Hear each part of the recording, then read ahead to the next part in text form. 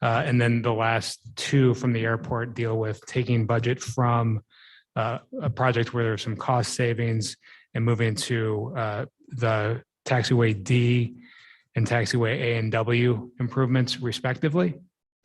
So those are just budget changes, budget reallocations, but no overall change in the aggregate spending. On the Julia Davis Park restroom, this is one that's been around for a long time. We finally got bids in, so we're almost ready to begin work, and we need additional budget of $229,000. There was some identified in the fiscal 22 budget build, but just due to the construction environment in which we find ourselves, that was inadequate. So we need another $229,000, of which $100,000 will be offset by donations. And just in the larger context, the majority of this project is funded with impact fees and donations. And then finally, a small increase of for the Hobble Creek shade structure, $12,900. It's just basically expanding the shade structures with use of funds from a donation, so revenue neutral. And again, not changing anything, just making the project, the shades just a little bit larger. And the only thing I'd point out on that one is the total budget listed is for all shade structures within the city. So it's not like that the 152 currently is just for Hobble Creek. Any questions? Madam Mayor, one quick question. Travis, it was interesting to me that the regular parking garage came in under the engineer's estimate and the employees went over.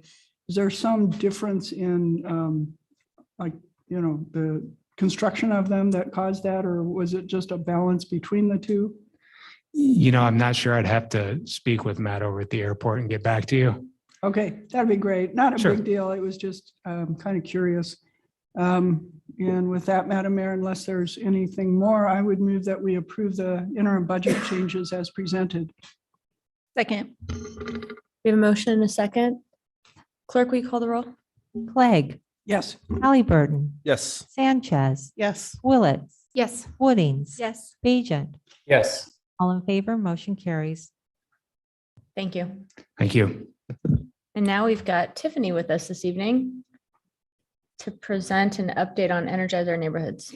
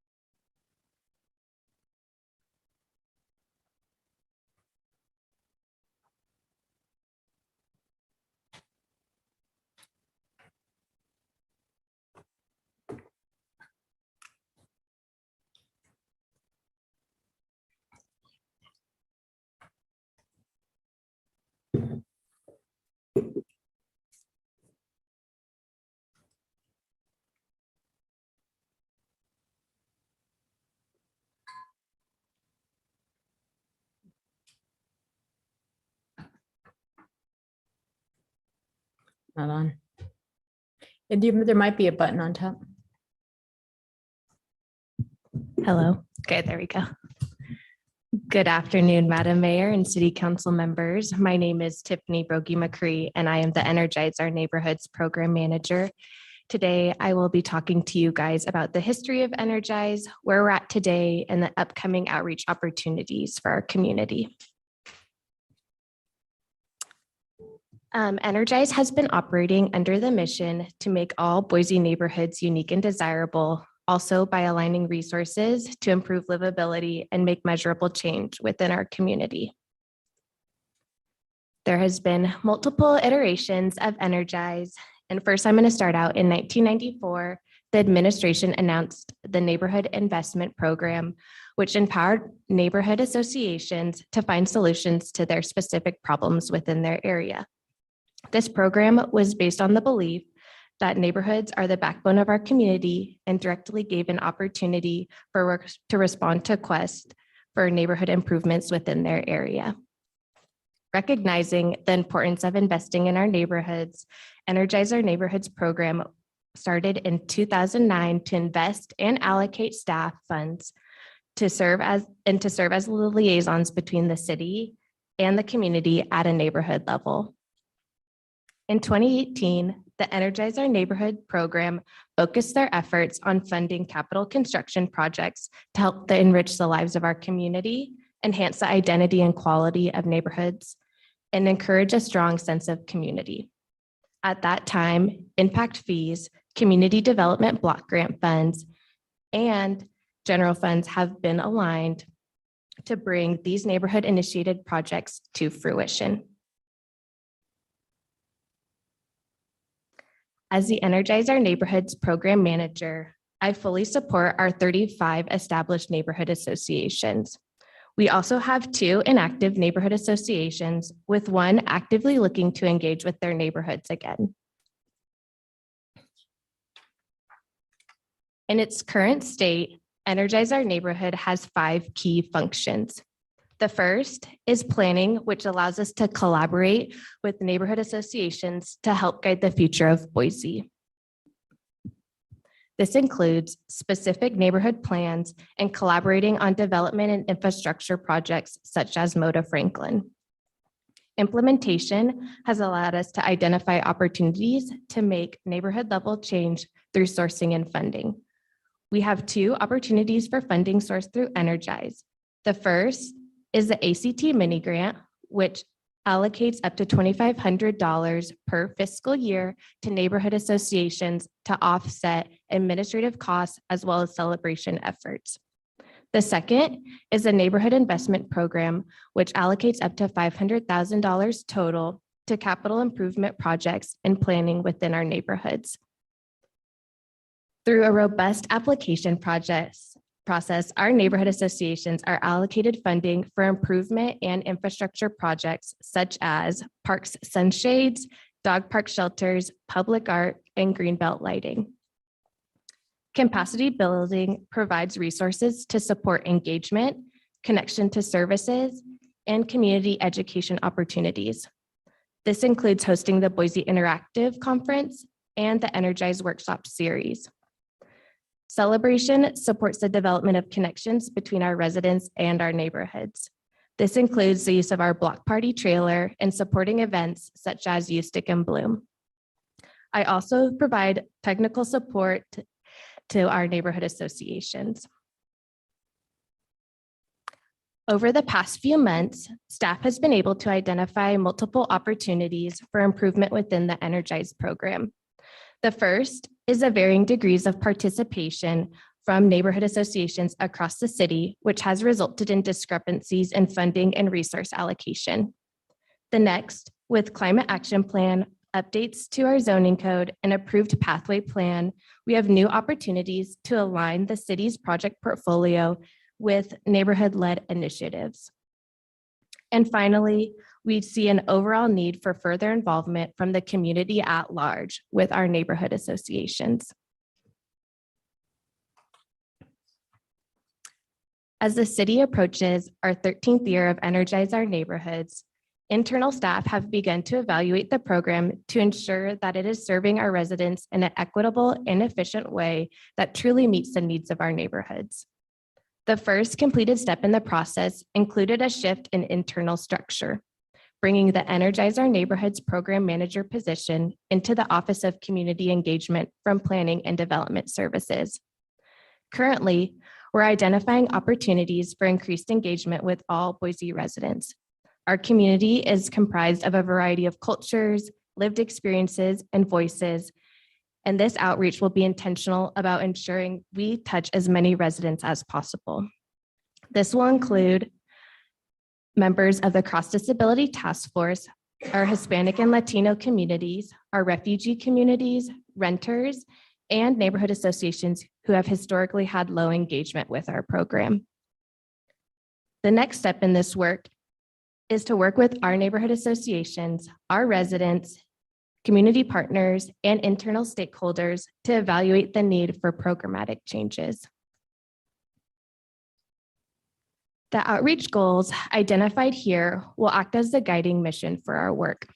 The first is to partner with neighborhood level organizations to engage with local and diverse community members to gain a more comprehensive understanding of how the city can best serve our residents at a neighborhood level. The second is to obtain clear direction from the community on how the city can have meaningful and impactful relationships with neighborhood associations and residents. And third, update our current energized structure based on the community feedback, if needed, and provide a recommendation to Madam Mayor and City Council on next steps for the program. The purpose of Energize is to support our residents. This community-focused strategy will outline tactics to ensure that we are meeting our residents where they're at. The community survey will ask residents to provide input into the needs that could be addressed through our current programming. The neighborhood-specific survey will also be an essential tool as it will be used to analyze the current program to include our mini grant and neighborhood investment program. When identifying changes within the program, our neighborhood associations are key members of feedback and will provide insights as to the current processes and logistical barriers through our current programming. Partnerships with neighborhood level organizations will allow us to gather data from the community and highlight areas in which residents are engaging with our neighborhood associations, our city's resources, and provide educational opportunities. Over the next few months, we will conduct neighborhood visioning meetings as well that intentionally bring together our neighborhood association members who may not otherwise have opportunities to collaborate, assess the current program, and brainstorm if and how it could be re-envisioned to better serve their neighborhoods. Internal stakeholders will also be important to the success of the revitalization of Energize. This group will act as subject matter experts in their respective fields to ensure we have alignment surrounding the opportunities created through this program. In the past 6 months, I have had the privilege and opportunity to interact with so many Boise residents who love and care about the neighborhoods that they live in. This provides the city a unique opportunity to work hand in hand with the people who make our community so special. As I look to our mission statement for Energize, it shares that no matter what part of town that you live in, your neighborhood has character that is unique and desirable. And with that being said, that concludes my presentation, and I will stand for any questions that you may have. Thank you, Tiffany. Go ahead. Madam Mayor, thank you so much, Tiffany. I have a long history with Energize and love to see that it's still a priority within our city. I think we have wonderful people on our neighborhood associations who can really do a lot to make sure that their communities are as vibrant as they can be. My question's very specific. One of the things that I often hear from folks who have been involved in neighborhood associations for a long time is Boise going to have a neighborhood interactive again? Share what you're thinking on that. Yes, Madam Mayor and Councilmember Woodings, we are having another Boise interactive. It will probably be held closer to the fall. I'm thinking maybe September. So yes, we can ensure that is happening. And we will also be asking our neighborhood associations to participate in a committee like they did previously. Wonderful. I think that'll make a lot of people very happy. So thank you so much for your work. I really appreciate it. Madam Mayor, thank you. Hi, Tiffany. That was a wonderful presentation. Normally we interrupt people. That was so thorough. So thank you for doing that. I'm really happy to hear renters being highlighted in this work. If there's anything we've learned, I think over the last few years is that the number of renters we have in our city is increasing. And I really appreciate hearing that highlighted. And I am curious to hear what are your intentions to make sure that the needs of renters are being met through this program. Yes, Madam Mayor and Councilmember Sanchez. So specifically for our outreach, we have actually been doing some really cool testing with our zoning code rewrite and identifying places within the community where we're seeing a high population of renters. And so we will be working in advertising in those locations as working with leasing offices and public and property management, just so that we can collect the feedback of the renters and some of maybe of these underserved communities. But really, as you said, making sure that everybody is included in our outreach and in our programming. I'm a renter. I would like to sit on my neighborhood association leadership team. I think that becomes a little bit blurry, but I like to actively participate in our community. And I think we can see that within many people who are young professionals who are looking to actively engage with what we're doing. So I have high hopes. Thank you so much, Tiffany. And I would love to schedule a time to chat a little bit more about that. Yes. Thank you. Thank you. Good to see you, Tiffany. Welcome, and excited to hear more about the neighborhood program. Many of us, as you know, came from various neighborhood associations before we served on city council. One of the things I did not hear as you were presenting is how, as you move out of PDS, you will continue to provide neighborhoods with service and support on PDS issues. Maybe Yes. you could just remind us how that's going to continue. Yes, Madam Mayor and Councilmember Clegg. We will continue to send development notices to our neighborhood leadership, so that will not change, as well as continue to provide all of the support that we have right now for them. My hope, and there's a few of you got them in here who can attest to getting the development notices and how important that is. And so that is not something that I would like to take away, but also include and ensure that people are participating in planning and development meetings and city council as well. So continuing to give them the resources and tools so that they feel good about coming and presenting on all subject matter. Okay, that's great to hear. So as you do your evaluation, I hope you'll also evaluate the program that we did have in place with the geographic area planners, and whether or not those will be specifically tasked with learning more about their neighborhood associations and serving them, or if there's going to be a different model. But I think thinking deeply about that so that the neighborhoods have someone who has some expertise in their area would be really helpful. It was certainly helpful before. So a reminder of that. And that leads into my other question, which is, we have this new thing called city council districts, and we have now 3 city council members elected by districts. We'll soon, in 2 years, we'll have 6. As you do your evaluation, I'm not convinced that we should have something that necessarily is tied to the districts and the city council members that serve in them. But as that evaluation goes forward, it seems to me that we should examine that and determine if there's a way, at very least, to make sure that the neighborhoods in a particular district know how to contact their district representative, for instance, but maybe more than that. And then finally, as I look around the region at what some of our other cities do, I think, Seattle's probably the mother lode, but they spend an awful lot of money with their Department of Neighborhoods.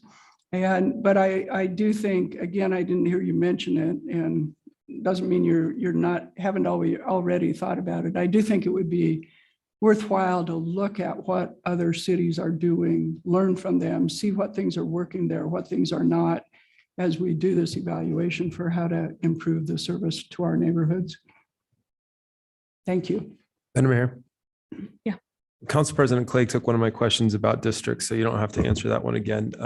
But one of the things that I've found really helpful when I've engaged with neighborhood associations is, or what they've told me was helpful, was the mailer that we were able to help them provide on a regular basis. And that was an example of a tool that we were able to give them that really helped them to empower outreach within their own areas. I'm really excited to get the feedback from the neighborhood associations to see what those other tools may be. And I'm hoping specifically we can try to explore ways to find tools that allow them to engage with their own kind of underserved communities a little bit better. We've got some great examples in our not our downtown, but what's our one next to downtown? West in our West Boise, who've done great jobs at doing surveys and community outreach, and they've really took that upon themselves. And so I'm hoping that we can figure out what are those other tools that allow them to really, really engage deeply, so that when they come to City Council to share a view, we have a better idea of how they've been able to kind of capture that information, if that makes sense. Yes, thank you. Thank you. Madam Mayor. Mhm. Tiffany, what a great presentation. It's a great way to start the meeting about something that people care about, so much. And I loved it. I took a picture of it because I think it's such a great way to describe neighborhoods, unique and desirable. One of the things that I just like to thank you for is giving a shout out for You Stick and Bloom. I know that folks in my area work really hard on that, and they appreciate what the city does to help with that. And I know they're planning on doing another one, and hopefully that will help us, get on a road to more normality. I think both Councilmember Halliburton and kind of help me with this question, but I just need a little bit more one-on-one. One of the things that I think the city can do so brilliantly is help get the word out about what's going on in different neighborhoods in which you may live or you might not live. And I think that makes our city more cohesive. If you could keep that in mind when you're doing this on, the bully pulpit of the city is really powerful. And I think that helps make sure that people are going to different parts of the city and seeing what's unique and desirable about that. And that helps us be one city. So just a little piece of desire in there as you get going. Thank you. You had a question? Yeah, Madam Mayor, just real quickly, we kind of revived the report on all the neighborhoods last year. Is that going to continue? That I think has been a really popular thing with neighborhoods as well. Yes. Great, thank you. Thank you, Tiffany. Yes, thank you. And next, welcome Bree to discuss the Vision Zero Task Force report.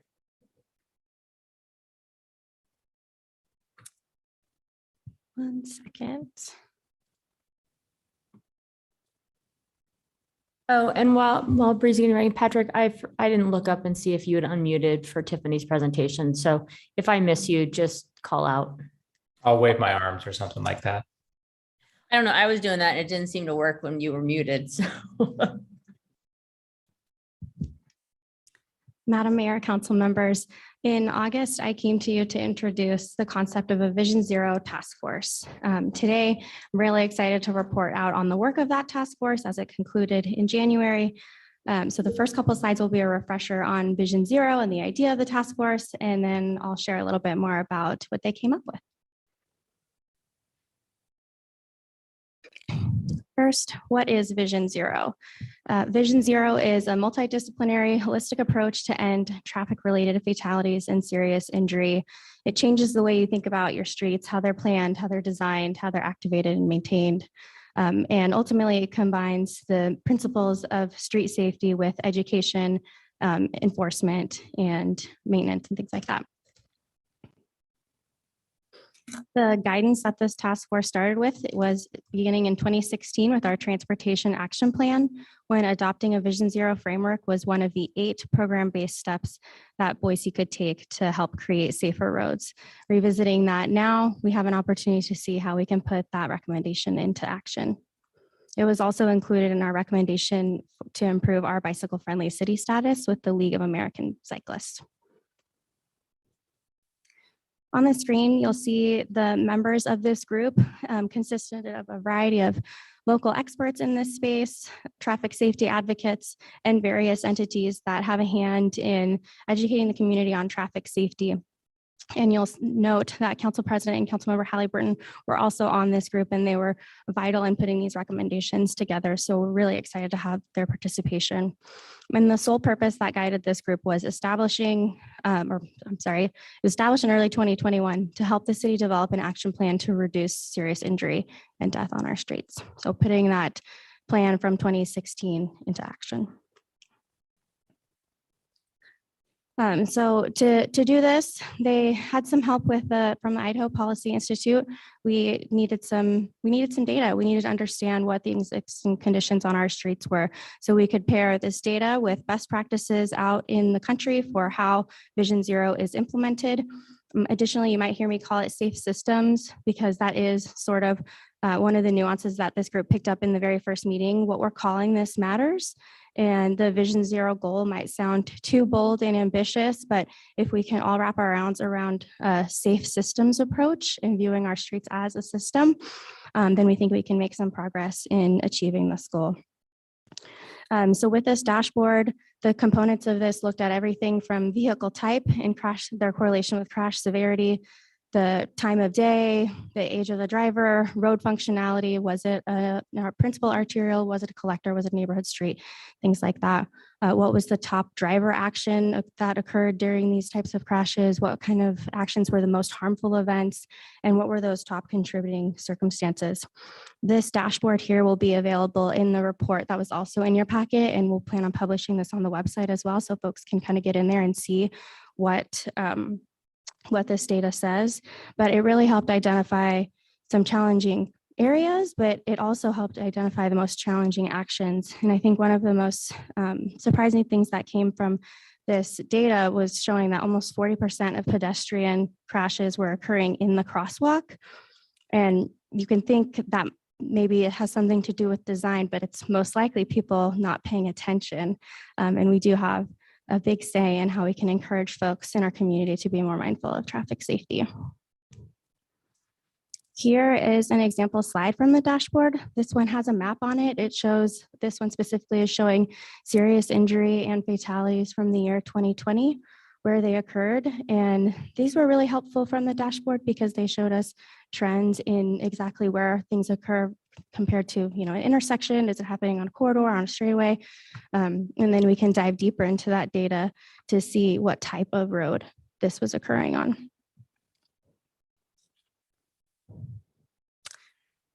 Taking all of this information, the data from the dashboard, reviewing best practices around the community or around the country, that group of advocates and experts that I showed in the first slide put together 39 recommendations, 39 ideas that the city could think about to take on and implement this Vision Zero or safe systems approach. We narrowed those down to the top ones that we think we could accomplish in the next 10 years. And all the ones on your screen here could take anywhere from 0 to 3 years, 6 to 10 years, and 10 beyond years, because this is really about a cultural shift. It's a mindset shift, people slowing down, people paying attention where they are. And then of course, those like heavier level engineering type design features on roadways. But I'm really excited to share that the first one on here, formally endorsing a Vision Zero framework via resolution, is on your council agenda this evening. So that commits the city to reducing serious injury and fatalities on our streets by 50% by the year 2032. And all of the other recommendations on here support that. So the group thought it was really important to divide these into different categories, promoting a culture of safety, combined with improving the data that's available and evaluating our streets, and then the more heavier infrastructure built environment component, which is building safe streets for everyone. And our next steps on this would be, this resolution is before you tonight, and would be continuing to execute on all of these, intentionally incorporating these principles into our work with our other transportation partners, and beginning our own education campaigns here in the city to encourage folks to pay attention and be more aware about this movement, what Vision Zero is, and what safe systems can do for their community. Madam Mayor. Thank you. Thank you, Bree. I'm curious, do we know at this point what the distractions are?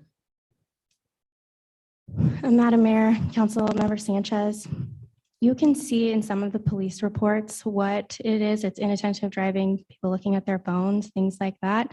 But it doesn't go into great detail in seeing the trends in the dashboard. We can't see that. I could just see inattentiveness cited as the cause. Madam Mayor, is there a way for us to, I don't know how this works, if we can advise BPD to be very specific about what the distraction is, if they're able to capture it. Because I think, we have the hands-free ordinance and then the law, but I think it's important that we capture that. I have a sneaking suspicion that's what it is, but I think it's important for us to highlight that if that's the number one distraction. Thank you, Bree.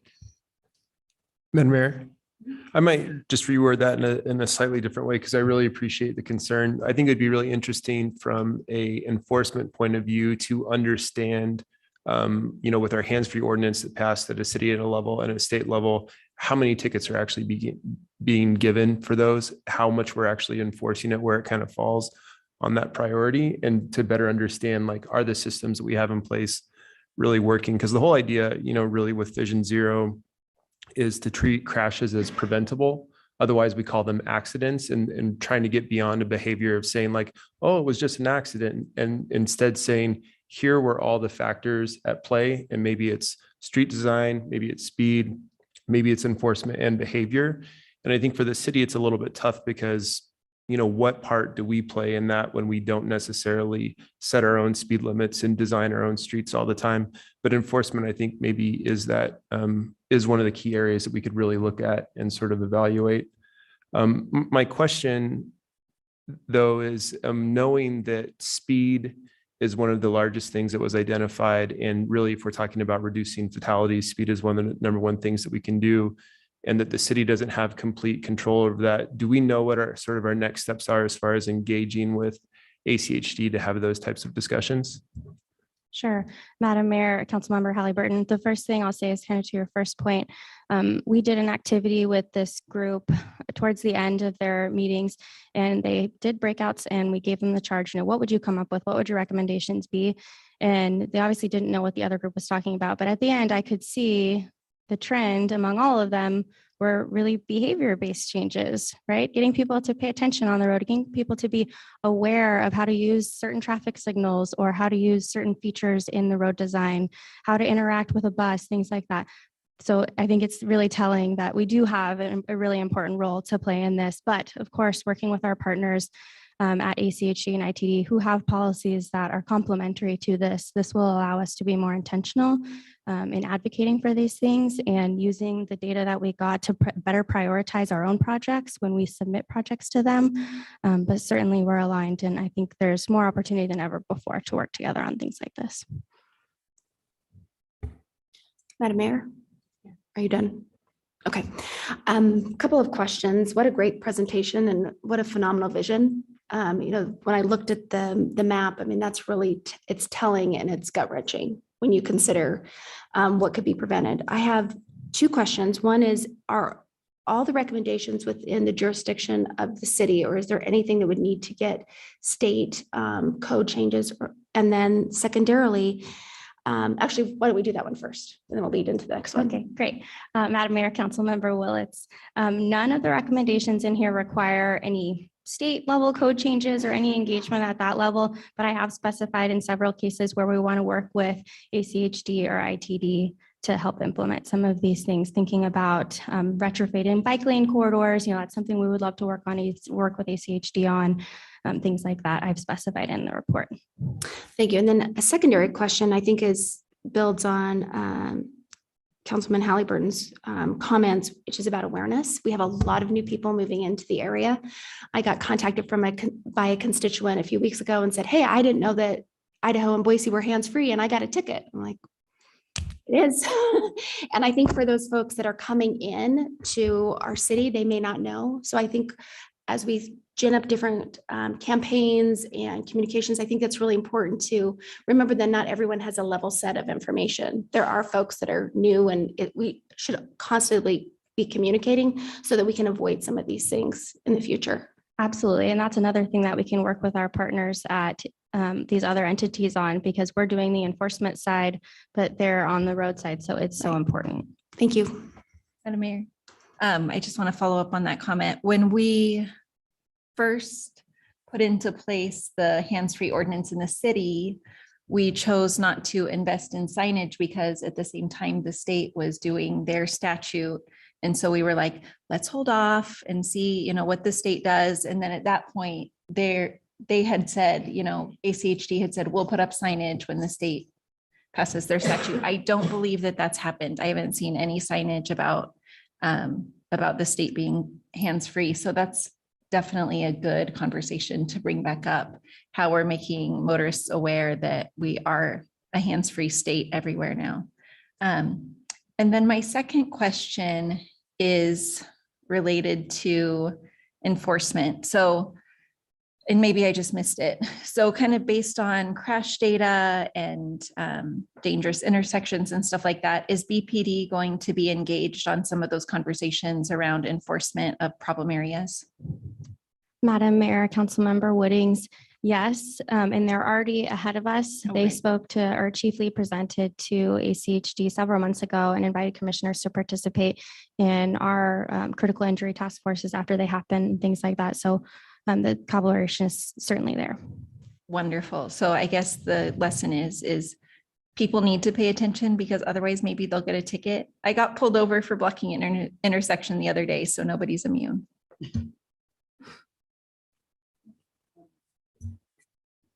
Thanks. Well, Bree, thank you so much. And for those of you who were not on the committee, just know that Bree both put it together, helped lead it. Also like to thank Chris Danley who facilitated it. And I'm really excited to get to this point.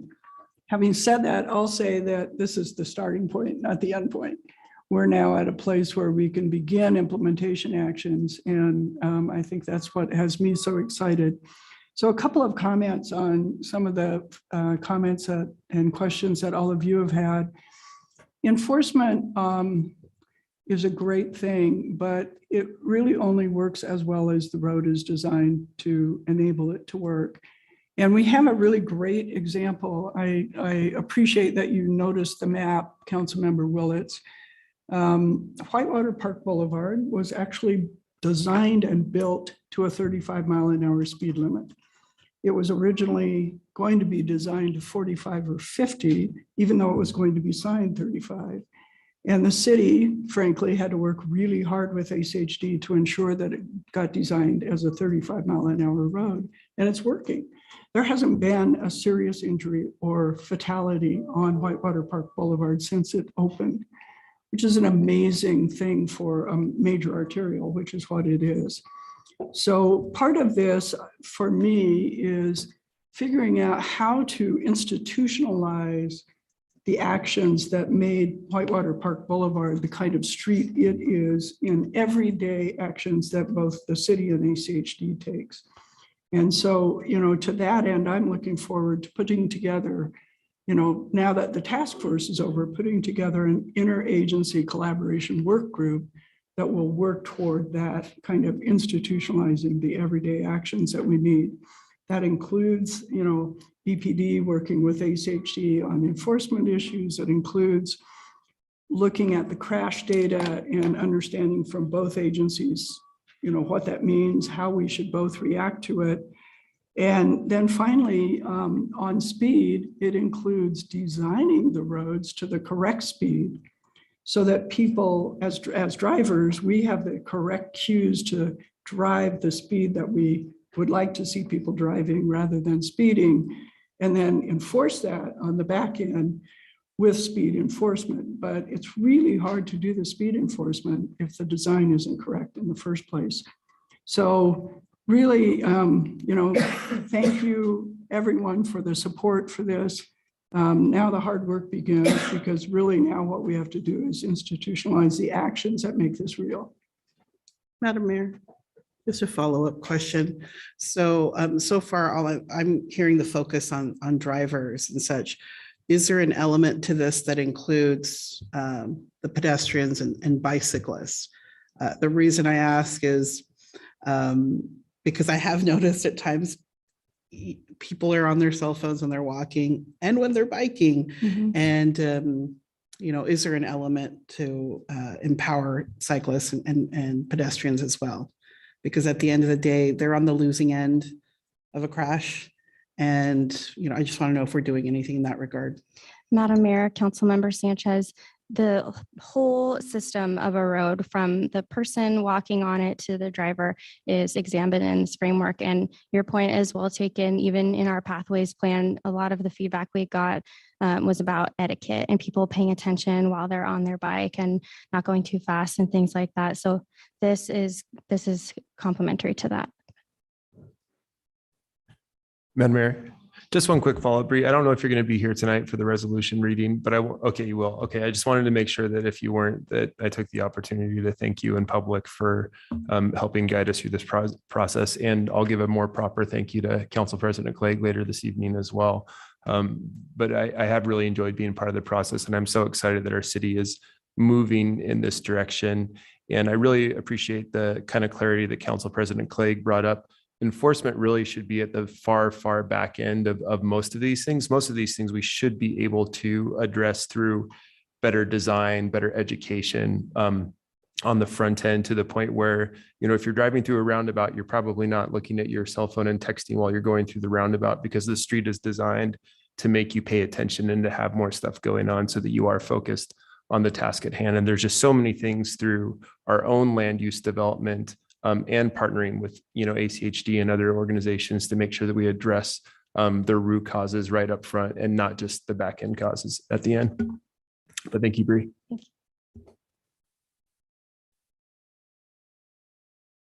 Thank you very much. All right. And we are ahead of schedule today. Next up, we have welcome Hannah Brass-Greer to present on City Council redistricting.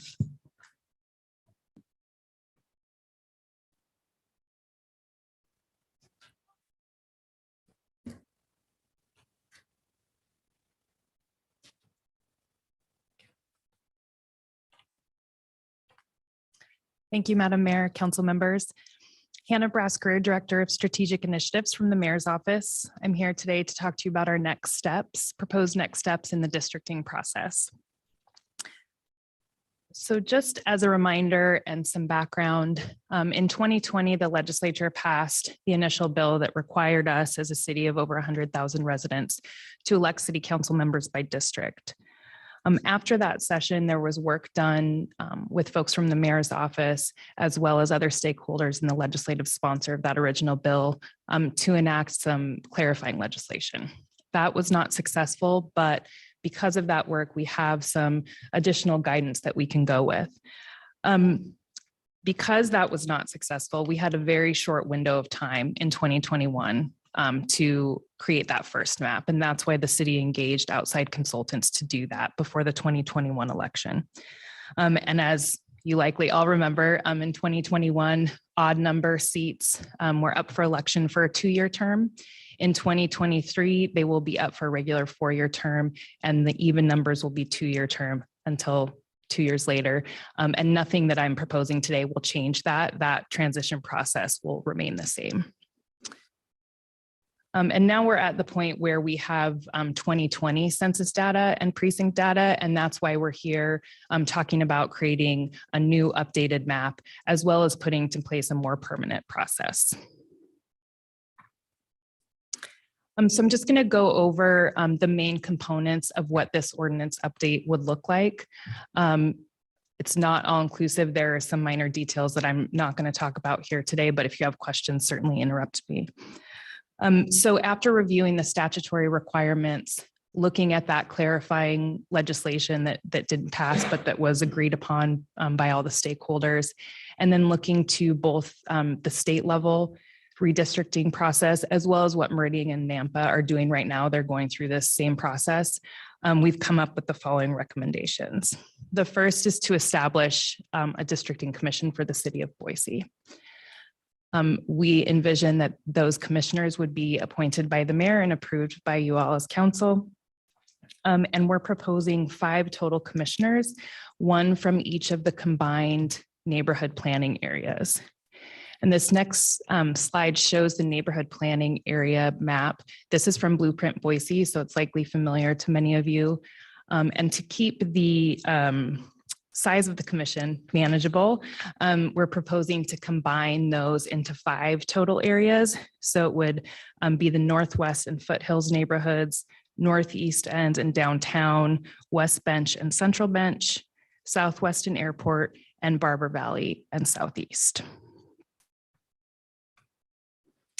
In addition, both to the city and to the community, public input in this process is vital. So we are recommending building in public input into each step of this process. So that first step would be when we come back to you with the ordinance at that first reading, having a public hearing.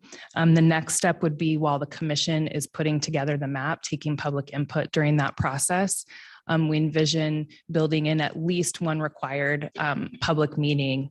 All the meetings of the commission would be public, but a meeting where they would take public input, and certainly they could schedule additional meetings if they want. And then the final would be once the commission has a final map and it's before you all here as an ordinance, again, during a first reading, having a public hearing. And in terms of next steps and timeline, after I get feedback from you all today and answer any questions you may have, we'll spend the next couple of weeks working with legal to finalize a draft of this ordinance. In April, we'd be back here for the readings of that ordinance and a public hearing. And then May and June, Madam Mayor, you'd have that time as well as council to appoint and approve the commissioners. And then giving the commission a good chunk of time, July through October, to convene, organize themselves, schedule their meetings, take that public input, and then finalize the map October, November.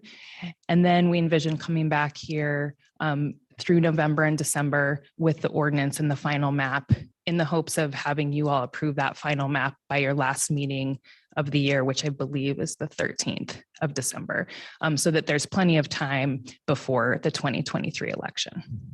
So with that, I welcome your feedback and happy to try to answer any questions you have.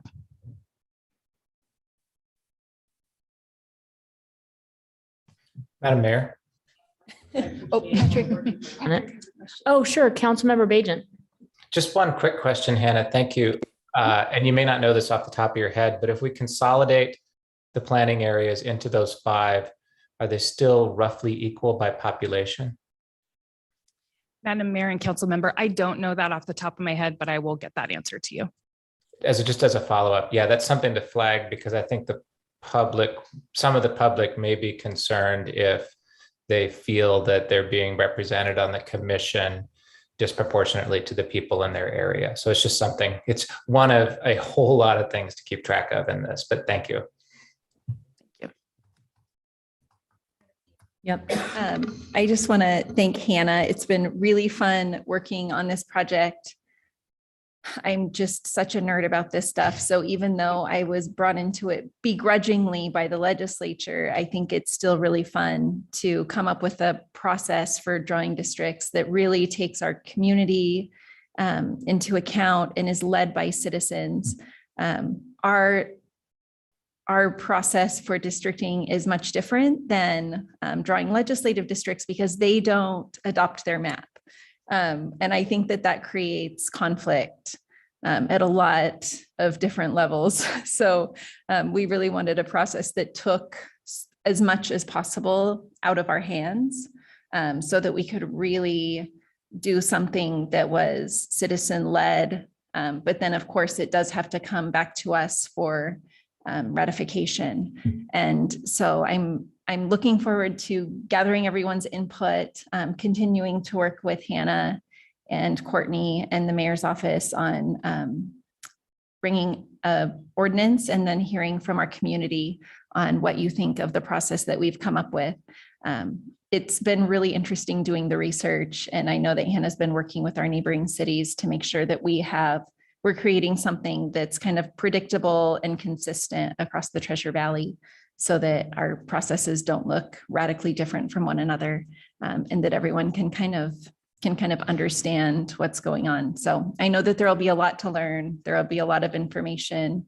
It's different for everyone, whether you're a member of city council or a voter. So let's keep going and let's get this process done by the end of the year, if all goes well. Thank you.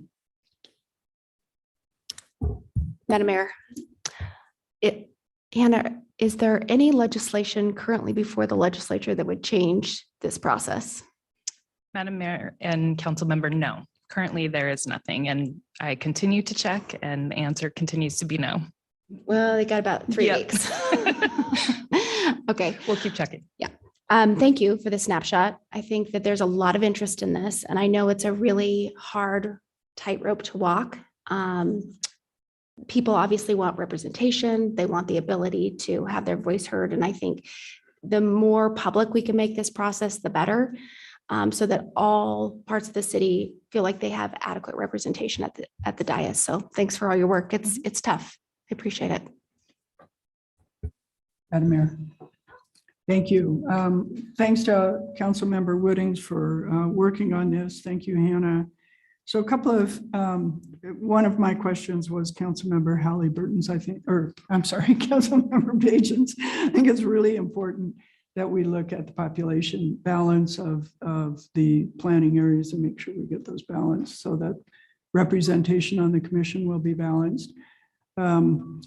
I guess the second thing I'd like to say is I'm glad to see that we got an opportunity to do a process that is more public. It was difficult last time to have to hurry through a process that really just didn't have the opportunity for public input. But that leads to my third question, which is what, unlike Nampa and Meridian, we have a starting point. We have 3 members who were elected in these districts that were created by that process. It seems only fair that that be the starting point for this and that it not be a blank canvas. Am I reading correctly that that would be the case? Madam Mayor and Council Member, if I'm understanding you correctly, do we start with that map and adjust from there? Yes, that's what we envision this process doing. We would have the current map in front of the commission and they would take the new 2020 census data and precincts and make necessary adjustments. Okay, perfect. That's great to hear. And yes, let's please get this done by the end of the year.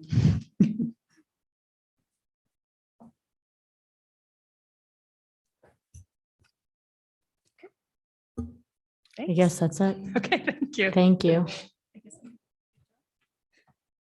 Hey, anybody want to run around and find some more staff to talk to us for the next half hour?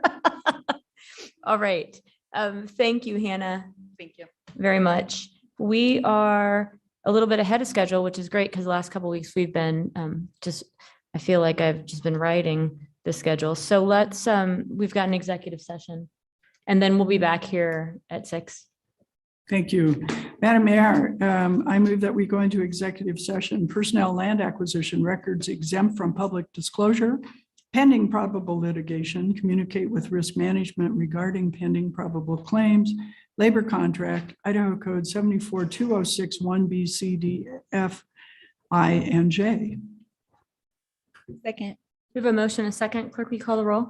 Clegg, Yes. Halliburton, Yes. Sanchez, Yes. Willetts, Yes. Woodings, Yes. Bajent. Yes. All in favor, motion carries.